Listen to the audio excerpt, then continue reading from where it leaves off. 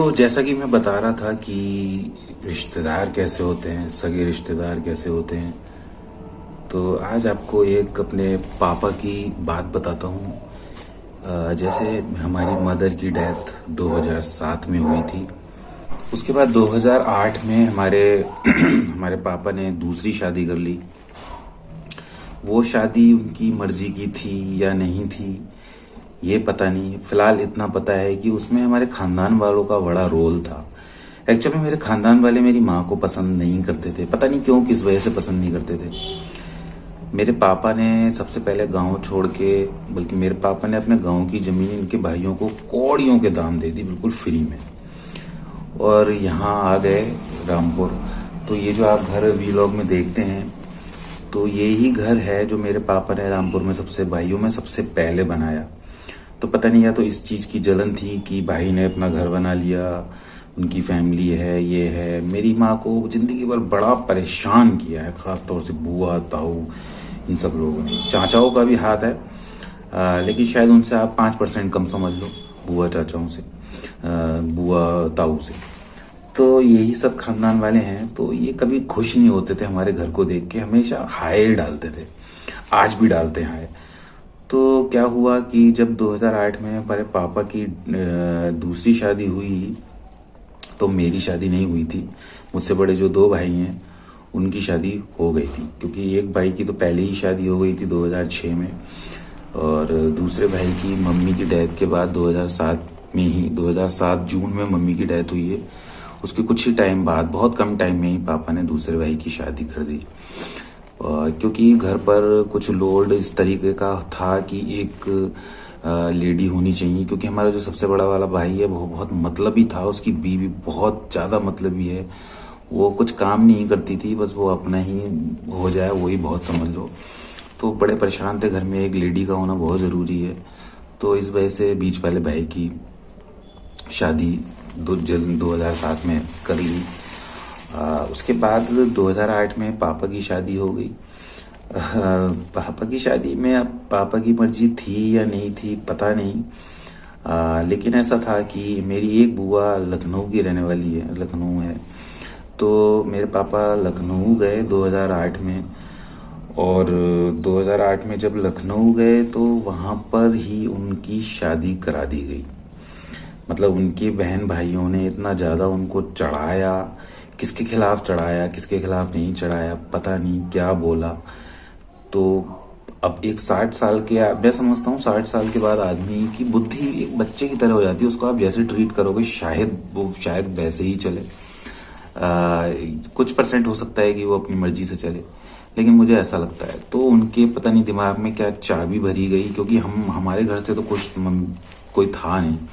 Mummy जब थी तो भी कोई खुश नहीं था, बाद में भी कोई खुश नहीं था।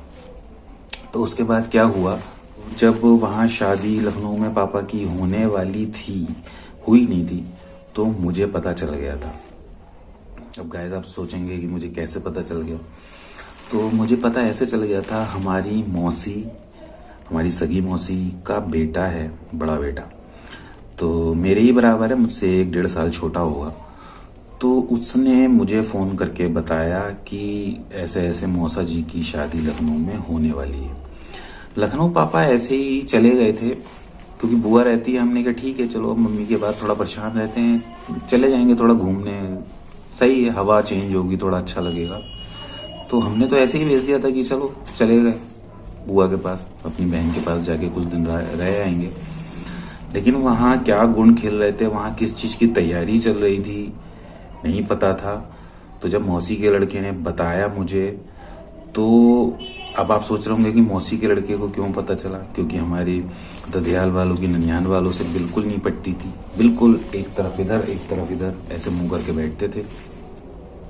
उसको ऐसा पता चला क्योंकि मेरी मौसी के लड़के का अफेयर मेरी बुआ की लड़की के साथ चल रहा था। 2 बुआ, एक लखनऊ में बुआ रहती है, एक यहीं रामपुर में रहती है। तो जो रामपुर वाली बुआ हैं उनकी लड़की के साथ, मतलब आप ये सोचिए, मेरी मौसी की लड़के का अफेयर मेरी बुआ की लड़की के साथ। गलत है ना, भाई बहन का रिश्ता बनता है। तो मैंने उसको बहुत समझाया था, मना करा था। इसके बारे में भी मैं आपको बताऊंगा। तो खैर, जब अफेयर चलता है तो आदमी एक दूसरे को बात बता ही देता है, अपने घर की बात भी बता देता है।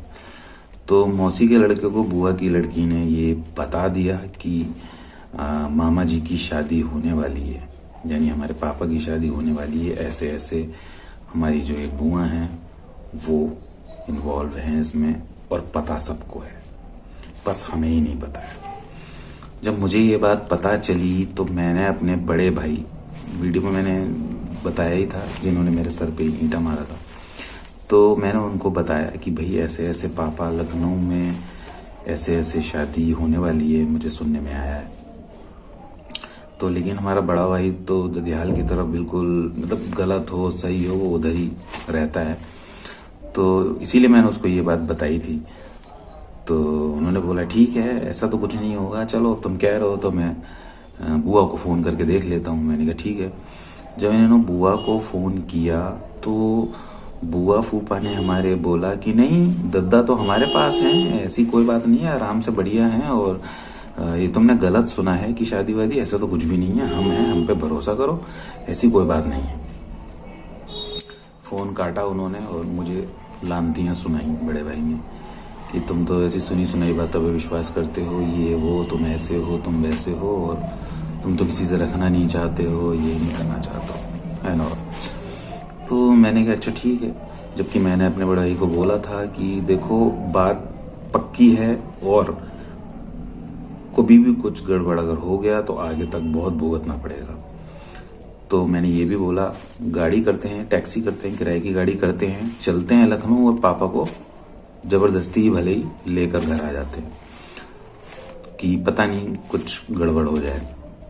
लेकिन इन्होंने मेरी बात नहीं मानी, इन्होंने अपनी बुआ फूफा चाचा ताऊ की बात मानी, और उसके ठीक दूसरे दिन ठीक दूसरे दिन बाद ही पता चला कि हमारे पापा का शुभ विवाह हो चुका है। फिर मैंने बोला इनको कि मेरी इनसे लड़ाई भी हुई इस वजह से कि बुआ फूफा की बातों पे इतना विश्वास है तो उन्हीं के घर जाके रह लो, बहुत ज़्यादा करा दी ना, अब शादी हो गया, तसल्ली मिल गई, अब हर जगह बंटवारा होगा, हर जगह वो औरत अपना हिस्सा लेगी। कहानी खराब हो गई। और आप ये सोचिए कि मतलब इन लोगों ने इतना बदतमीज़ी वाला काम करवाया, इतना बदतमीज़ी का काम किया है कि मैं घर का सबसे छोटा, मेरी शादी नहीं हुई थी, मेरी शादी हुई है 2015 में, तो 2008 में ही इन लोगों ने बाप की शादी करवा दी, जबकि ये सोचना चाहिए था कि छोटा लड़का अभी बचा है, पहले इनकी शादी कराओ। अगर पापा ज़्यादा ही अकेला महसूस करते हैं, ठीक है चलो उनको कोई चाहिए तो उसके बाद देखेंगे, पहले अपनी जिम्मेदारियों से तो आदमी निपटे पहले। लेकिन नहीं, उनको क्या चढ़ाया, क्या कराया, और वो वैसे भी अपनी भाई बहनों में बिलीव तो बहुत करते थे, बहुत विश्वास करते थे, मतलब उनकी वजह से वो अपना घर तोड़ने के लिए तैयार रहते थे। खैर जो भी था, तो ये सब हुआ और उनकी शादी 2008 में हो गई। और जब ये शादी हुई तो मुझे तो पता चल गया था दूसरे दिन ही, और जब मुझे दूसरे दिन ही पता चल गया कि ये शादी हो गई है तो मैंने बताया, तो फिर वो ये हमारी घर में लड़ाई हुई इस तरीके से, क्योंकि ये सब बातें हैं ही ऐसी कि ये बहुत आगे तक जाती हैं और ज़िंदगी भर चलती हैं ये बातें। खैर मुझे बहुत गुस्सा आई, सब पर बहुत गुस्सा आई। तो तब से मेरा और विश्वास ज़्यादा बढ़ गया कि ये चाचा ताऊ और बुआ बहुत कमीने किस्म के लोग होते हैं। और खैर मैं ये नहीं कहता सबके होते हैं, अच्छे होते होंगे, बहुत अच्छे होते होंगे। मैंने ही खुद देखा है कि मेरे दोस्तों के भी बहुत अच्छे हैं, हर काम में साथ आते हैं, हर काम में इन्वॉल्व होते हैं, हर काम में अच्छे से वो निबटवाते हैं वो काम। लेकिन हमारे यहाँ तो बस ये इस तरीके का है कि इनका घर किसी तरीके से हम बर्बाद कर दें। तो इन लोगों ने कर करा के उस दूसरी औरत को हमारे घर में घुसा दिया। लेकिन मैंने उस लेडी को कभी अपने घर में घुसने नहीं दिया, क्योंकि शादी मेरी मर्जी के खिलाफ थी। मेरी माँ की जगह कोई नहीं ले सकता था, और ये जो घर मेरी माँ का घर है, मैं ये किसी को देने वाला नहीं था। तो खैर मेरे पापा भी नहीं आए, उन्होंने भी ज़बरदस्ती नहीं करी कि हम यहाँ उनको रखेंगे। उन्होंने लखनऊ में अपना एक घर बना लिया। हालांकि ऐसा नहीं था, आते थे बीच में और मिल के भी जाते थे, ठीक था। तो यही सब बातें हैं। तो ये सब मतलब मैं इसलिए बता रहा हूँ क्योंकि कैसे किसी की बात पर विश्वास किया जाए, जो अपने भतीजों के साथ, अपने भाई के साथ, अपनी भाभी के साथ विश्वासघात करे, उस पर आप कभी भी विश्वास नहीं कर सकते। तो यही कहानी है। और इस तरह से हमारे पापा की शादी हुई। जब इस औरत का बताऊं मैं, जब हमारे पापा 2016 में काफ़ी बीमार हुए, तो यही औरत डेढ़ दो महीने एम्स में भी एडमिट रहे थे हमारे पापा। तो ये औरत उनको छोड़कर लखनऊ भाग गई थी, लखनऊ वाला मकान पर कब्जा करने के लिए, क्योंकि वहीं रहते थे पापा और वो भी वहीं रहती थी। तो वो सब ठीक था और आज भी वो औरत उस घर में रहती है और उसका कब्जा है वहाँ पर ही।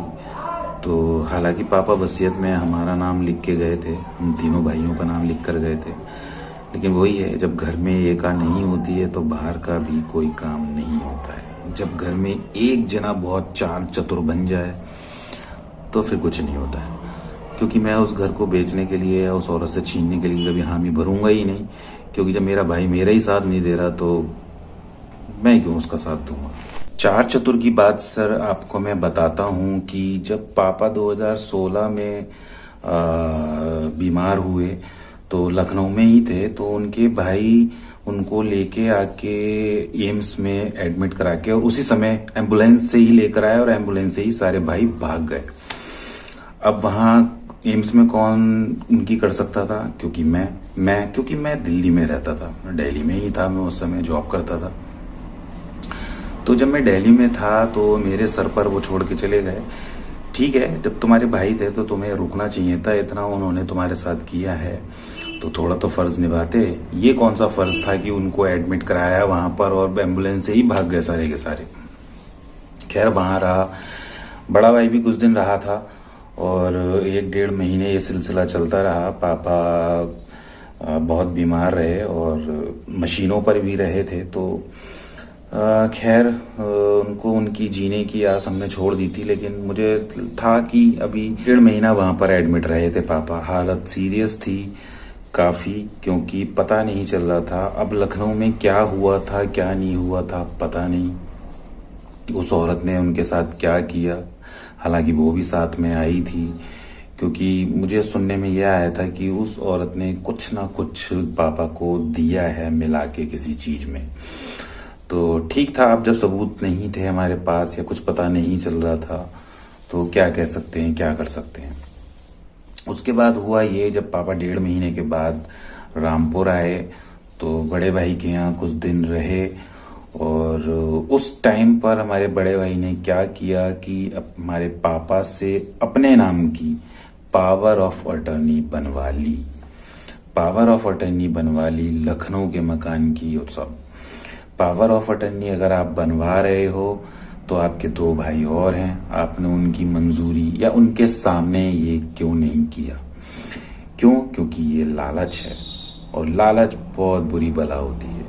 पावर ऑफ अटर्नी इसलिए बनवाई गई ताकि मेरा बड़ा भाई सब अपने नाम की बनवाई उन्होंने कि वो सब चीज़ों में काबिल हो जाए और लखनऊ का मकान, खेती की ज़मीन जो भी है वो सब बेच ले, खास तौर से लखनऊ का मकान, क्योंकि वो पावर ऑफ अटर्नी लखनऊ के मकान के लिए बनवाई गई थी।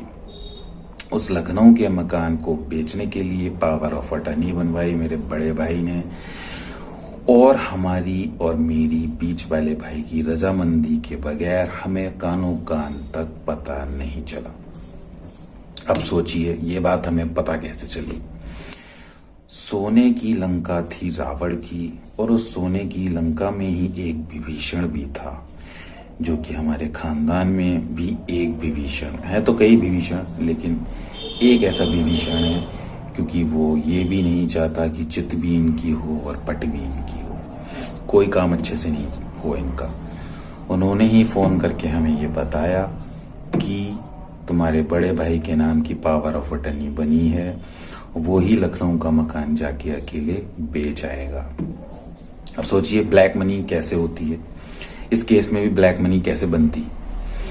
क्योंकि जब आपने अपने भाइयों की राय नहीं ली, आपने अपने भाइयों को नहीं बताया और आप घर बेचने के लिए चले गए, आपने बिना पूछे पावर ऑफ अटर्नी पापा से अपने नाम करवा ली, वो भी उस कंडीशन में जब मेरे पापा के बैक साइड में इतना बड़ा बेड सोल हो गया था, वो उठ नहीं सकते थे, अंदर की हड्डी तक दिखती थी, इतना बड़ा होल हो गया था। क्योंकि 1.5 महीने तक 2 महीने तक एडमिट रहे थे, तो वो बेड सोल पीछे हो गया था। एक तो बीमार, ऊपर से बेड सोल, तो बहुत ज़्यादा उठना तो दूर, टॉयलेट सब चीज़ें, पॉटी वगैरह वो सब बिस्तर में ही करते थे। तो जब ये सब हुआ तो इससे मैं ये बता रहा था कि ब्लैक मनी कैसे होती है। तो मेरे भाई की चालाकी देखें, तो जब इन्होंने पावर ऑफ अटर्नी बनवा ली और ये लखनऊ घर को बेचने भी चले गए, जब ये लखनऊ को घर बेचने के लिए गए तो कुछ ऐसा हुआ कि ये बेच नहीं पाए और वापस आ गए। तो उसमें क्या था कि ये इन लोगों की ब्लैक मनी कमाने की क्या टेक्निक थी कि सपोज कीजिए अगर लखनऊ का मकान 50 लाख रुपए का है, 80 लाख रुपए का है, 70 लाख, मान लीजिए 80 लाख रुपए का है अगर लखनऊ का मकान, तो आपने पावर ऑफ अटर्नी अपने नाम बनवा ली, मतलब आपको हर चीज को बेचने का अधिकार है। उसके बाद आप अगर उस घर को 80 लाख का मकान है, अगर उस घर को आप 50 लाख 40 लाख में बेच दोगे, हमें बता के कि वो मकान 40 लाख में बिका और आपने बेचा वो मकान 80 लाख का, तो वो 40 लाख कहाँ गए? आपकी जेब में। मैं तो यही मानूंगा आपकी जेब में गए, क्योंकि आपने पावर ऑफ अटर्नी में हमें शामिल ही नहीं किया। पापा इतने बीमार थे, उनसे साइन करके पावर ऑफ अटर्नी आपने बनवा ली, तो ये काम इन्होंने करवाया। तो इसको कहते हैं चार चतुर। अब भगवान का करिश्मा देखिए कि जब ये मकान बेच नहीं पाए तो रामपुर वापस आए, उतने ही टाइम में पापा बहुत ज्यादा बीमार हुए और पापा की डेथ हो गई। तो अब आप ये देखिए, खैर हम नहीं चाहते थे कि पापा की डेथ हो, हमारे लिए ये चीज ठीक नहीं थी, हमारे फादर थे लेकिन बहुत बीमार थे, इसमें क्या कर सकते थे। लेकिन उनकी डेथ भी ऐसे टाइम पर ही हुई, तो जब हमारे पापा की डेथ हुई तो फिर वो घर नहीं बिक पाया, क्योंकि जब पापा की डेथ हो गई तो वो पावर ऑफ अटर्नी का कोई मतलब नहीं रहा, वो तो कैंसिल हो गई। क्योंकि पापा के जीते जी ही वो वैलिड थी, वो कोई बेच सकता था, लेकिन उसके बाद वो कैंसिल हो गई। तो ये एक लालच होता है, एक लालच तो आपको पता ही है, लालच बुरी बला है। अगर आप हम भाइयों को इन्वॉल्व नहीं करोगे, अकेले ही किसी चीज का फायदा उठाने की कोशिश करोगे, तो वो तो चीज भगवान भी देख रहा है। तो ये सब चीजें होती हैं और लाइफ में बहुत चीजें झेली हैं, बहुत चीजें करी हैं, बहुत चीजें सुनी हैं और आज तक सुनते आ रहे हैं, करते आ रहे हैं, देखते आ रहे हैं सबको, कौन कौन कैसा होता है, कौन कौन कैसे पीछे से छुरा घोंपता है, कौन कौन हरामजादा होता है, कौन कौन मतलबी होता है, कौन कौन क्या क्या हरकतें कर सकता है। तो यही सब चीजें थी दोस्तों, तो वो मैं आपको बता रहा था। तो वीडियो कुछ ज्यादा ही लंबी हो गई। मैं फिलहाल अपने पापा की शादी का बता रहा था कि कैसे हुई थी और लोगों ने उसका कहाँ कहाँ से कैसे फायदा भी उठाया।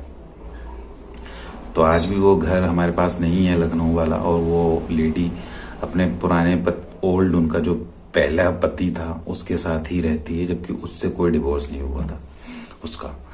उनका बेटा है, उसी से ही बेटा है, हमारे पापा से उनकी कोई औलाद नहीं है, तो वो कब्जा करके उसी घर में रहते हैं। हालांकि हम जाएं तो कब्जा 2 मिनट की बात है, छूट जाएगा, लेकिन हमारा भाई को जिस तरीके का है ना, वो चाहता है कि अकेला उसे मिल जाए, तो फिर ये चीज़ तो बड़ी मुश्किल है, नहीं हो सकती। भाई हमें भी चाहिए, हमारा भी हिस्सा है उसमें, पापा लिख के गए प्रॉपर्टी में, मेरे भी बच्चे हैं, मेरी भी वाइफ है, तो ऐसा तो नहीं है कि हम घास खाते हैं, हम घोड़े हैं। तो यही सब चीज़ें हैं और बस मुझे यही आपको बताना था कि लोग कैसे होते हैं। तो ख्याल रखिए, सही रहिए, अपने घर पर रहिए और मज़े करिए अपनी फैमिली के साथ। और फिर मिलता हूँ आपके साथ एक नई वीडियो में, तब तक के लिए नमस्कार।